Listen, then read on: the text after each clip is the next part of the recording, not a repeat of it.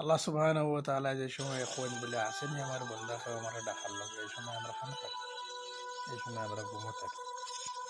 তাহাজ্জুদের টাইমে আল্লাহ সুবহানাহু ওয়া তাআলার কাছে যদি আপনি দোয়া চাই, ইনশাআল্লাহ দোয়া ফিরত আইব।